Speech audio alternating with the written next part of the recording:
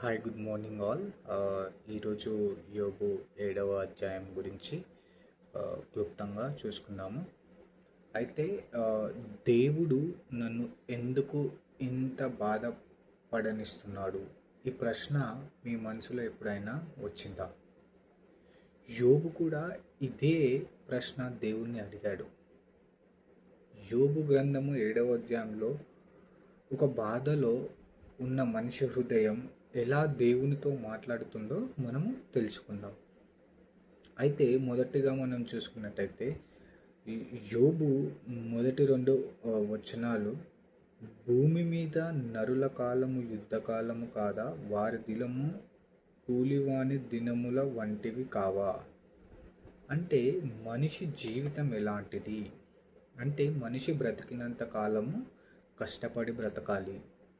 కష్టపడితే కానీ తిండి దొరకదు. అదే యథార్థ సత్యం అండి. మన నిజ జీవితాల్లో కూడా మన ప్రతి ఒక్కరూ తినాలి అంటే ఏదో ఒకటి కష్టపడి, అది కూలి పని చేసో జాబ్ చేసో ఏదైనా సరే పని చేస్తే కానీ ఫుడ్ రాదు. కానీ పక్షులకు అలా కాదు. We are free birds. అవి ఏమి చేయవండి. ది జస్ట్ రోమ్, ఇక్కడ అక్కడ తిరుగుతాయి. తిన్నా దొరికిన ఆహారము తింటాయి.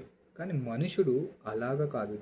దేవుడు సృష్టించింది మనిషిని పని చేయమని. అయితే మనలో ఉన్న ఒక గొప్ప లక్షణము ఏమై ఉండాలి అంటే, ప్రతి క్రైస్తవునికి వర్క్ అనేది కంపల్సరీ, కష్టపడడం అనేది కంపల్సరీ. నువ్వు కష్టపడకుండా ఉండకూడదు. అయితే మొదటి 3 వచనాలలో మనిషి జీవితం కష్టాలతో నిండి ఉంది అని మనకి చూపిస్తున్నాడు. ఆశ 3వ వచనం, ఆశ లేకయే జరుగు నేలలను నేను చూడవలసి వచ్చెను, ఆయాసముతో కూడిన రాత్రులు నాకు నియమింపబడి ఉన్నవి. అంటే నాకు అన్ని కష్టాలే ఉన్నవి, ప్రతి రాత్రి నాకు ఇబ్బందికరంగానే ఉంది, నాకు చాలా ఇబ్బందిగా ఉంది అని దేవుని దగ్గర యోబు మొరపెట్టడం ఆరంభించాడనమాట. ఆ తర్వాత 4 నుంచి 6 వచనాలు చూసుకుంటే, నేను పండుకున్నప్పుడల్లా ఎప్పుడు లేచినను, రాత్రి ఎప్పుడు గతించును అని అనుకుందును. అయితే ఏమంటున్నాడంటే, యోబు పండుకున్నప్పుడు రాత్రి వేళ తాను రాత్రి ఎప్పుడైపోతుందా, తాను పొద్దున్నే మళ్ళా ఎప్పుడవుతుందా అంటే ఒక విధంగా తాను ఇలా అనుకుండొచ్చు, ఈరోజు నేను బ్రతుకుంటానా, రేపటి వరకు నేను బ్రతుకుంటానో లేదో అని. మనము కొన్నిసార్లు మన తెలిసిన వారిని, మన రిలేటివ్స్నో, మన బంధువులను ఎవరినన్నా హాస్పిటల్కి తీసుకున్నప్పుడు వాళ్ళు కూడా చెప్తారనమాట, ఎన్ని అవర్స్ గడిస్తే కానీ మేము చెప్పలేమని. అదేవిధంగా యోబు కూడా ఇక్కడ అదే సిచ్యువేషన్ రీతిగా వెళ్తున్నాడని మనము చూడొచ్చు అనమాట. రాత్రంతా తనకి ఎంతో బాధగా, ఇబ్బందిగా ఉందని, తన శరీరము, తన దేహము పురుగులతోనూ మంటి పెళ్ళలతోనూ కప్పబడి ఉన్నది, నా చర్మము మాని మరల పగులుచున్నది. తన యొక్క శరీరము ఎలాగ ఉందంటుందండి, మొత్తము పురుగులంట, తర్వాత మట్టి పళ్ళలతో కప్పబడి ఉన్నది. అంటే తన శరీరానికి మొత్తము ఇబ్బందికరంగా ఉంది, తనకు సరిగా నిద్ర రావడం లేదు, తనకు ఏమి తోచడం లేదు అని చెప్పి ఇక్కడ మనము చూస్తున్నాము. అయితే మనము దీంట్లో మనం చూడవలసిన విషయం, అర్థం చేసుకునే విషయం ఏంటంటే, దేవుడు మన బాధలను కూడా తెలుసుకుంటాడు. మన కష్టాలని దేవుణ్ణి చెప్పుకోవచ్చు. మళ్ళీ ముందుకు వెళ్ళినట్టయితే 7 నుంచి 10వ వచనము, ఎక్కడ శీర్షిక ఏంటంటే, జీవితం అనేది చాలా చిన్నది, నా జీవితం వట్టి ఊపిరి అని జ్ఞాపకము చేసుకున్నాము. అంటే ఇక్కడ యోబు ఏమంటున్నాడంటే, జీవితం అనేది చాలా చిన్నదండి. ఒక మేఘము ఎలాగైతే పాస్ వెళ్ళిపోయినప్పుడు మరలా ఆ మేఘము రాదు, ఒక మనిషి యొక్క జీవితం కూడా మేఘము లాంటిది అని ఇక్కడ మనకి బోధిస్తున్నాడు. తర్వాత చూసుకున్నట్టయితే 11 నుంచి 16 వచనాలు, దేవుడు ఎదుట మనము మనసు విప్పి చెప్పాలి. అదే యోబు ఇక్కడ చేస్తున్నాడు. నేను మౌనంగా ఉండను. నీ తన కష్టాలని దేవుని ఎదుట చెప్తున్నాడు. ఏమంటున్నాడు?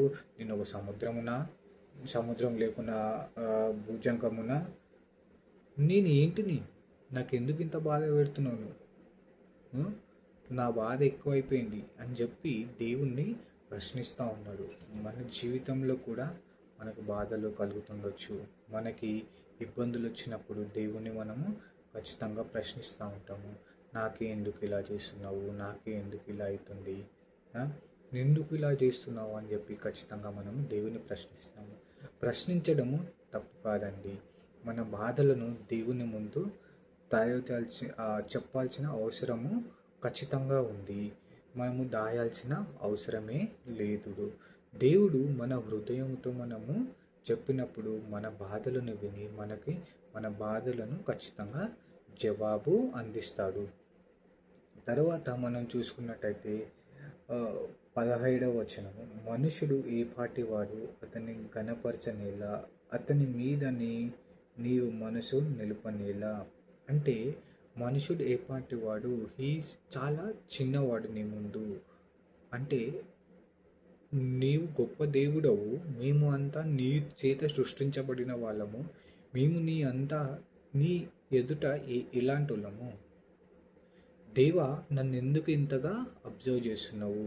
యోబు దేవుణ్ణి ప్రశ్నిస్తున్నాడు. నేనేమైనా పాపం చేసి ఉంటే నా పాపాలను క్షమించు, నా పాపములను ఎందుకు క్షమించవు అని చెప్పి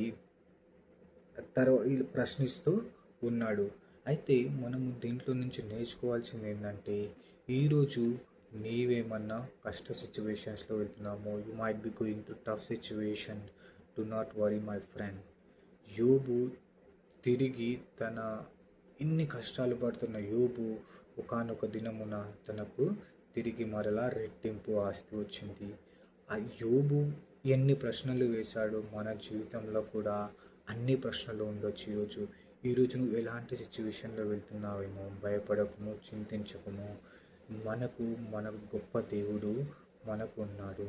నేను చెప్పడము ఈజీనేనండి, కానీ ఎవరైతే ఆ టఫ్ సిచ్యువేషన్స్లో వెళ్తున్నారో వారికి మాత్రమే తెలుసు. ఎందుకు అంటే నేను కూడా అలాంటి టఫ్ సిచ్యువేషన్స్లో వెళ్తున్నాను.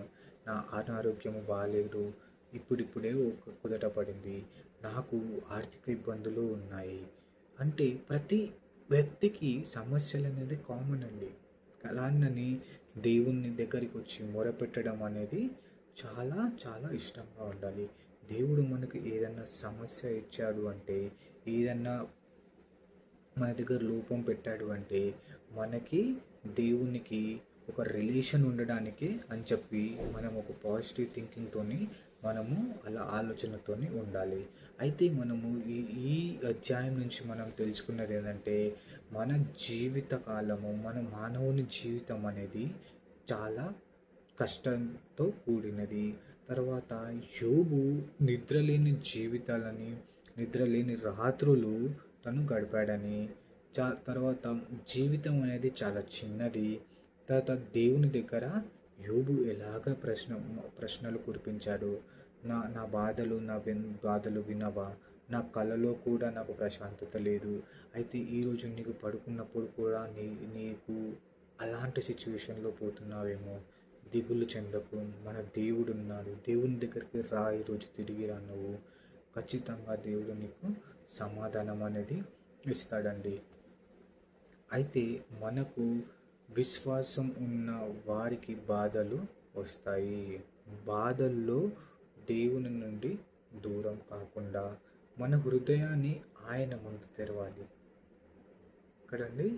ఆయన ముందు దేవుని దగ్గరికి వచ్చి మొరలు పెడదాము. ఆయన మన మొరలు విని మనకు ఖచ్చితంగా సమాధానం ఇస్తాడని ఒక నమ్మకంతో జీవిస్తూ ఉందాము. చిన్ని ప్రార్థన. మమ్మలను మిక్కిలిగా ప్రేమించిన మా ప్రియ పరలోక తండ్రి, నీకే వందనాలు అయ్యా. 7వ అధ్యాయంలో ఏ రీతిగా అయితే మానవ జీవితం ఒక చిన్నది, తర్వాత మేఘము వంటిది అంటున్నావు. అవును ప్రభా, మా జీవితాలు ఒక మేఘాల వంటివి అయ్యా. మా జీవితాల్లో వస్తున్న కష్టాలను ప్రభా, దుఃఖాలను ప్రభా నీ ఎదుట వచ్చి ఈరోజు మేము చెప్పుచుండగా మా యొక్క మనవులను అయ్యా, మా దుఃఖాలను విని ప్రతి ఒక్క ప్రభా ఆ దుఃఖానికి తగిన ఆన్సర్ జవాబును సహాయం దయచేయమని ఇచ్చింది ప్రార్థన దీవించమని ఈ సునామం తండ్రి ఆమెన్. Thank you.